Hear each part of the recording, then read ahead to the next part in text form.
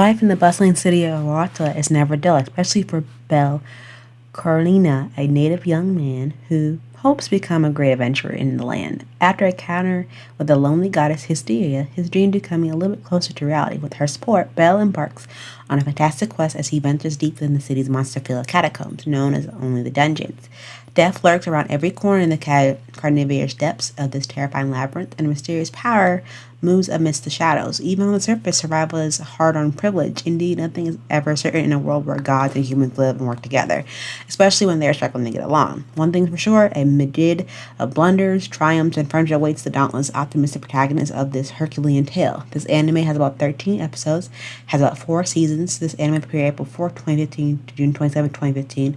Based off a light novel, it is action, adventures, and fantasy. Each episode is 24 minutes per episode, and is rated PG-13. Let's get started into the review.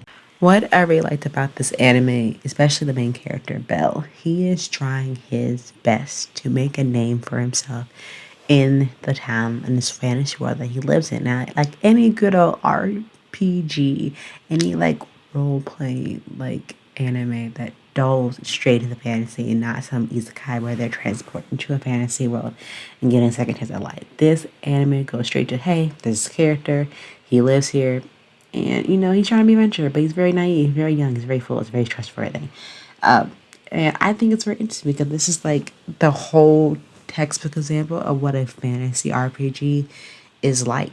And it's just based off the character, the worlds, and the adventures, the people that live in. Except this one's a little bit different because you have a rookie adventurer, and he doesn't know where he stands because he has to set a goal for himself to become stronger when he is saved by the most powerful woman he's ever met. And he one day hopes to be strong enough to make himself worthy to be this woman who saved him, as see him as her equal, basically. And he's very shy, but he's very passionate about what he does. And then boom, he encounters this goddess, Hestia, who perhaps is one of the most interesting characters because they're both setting this goal of trying to be strong for each other.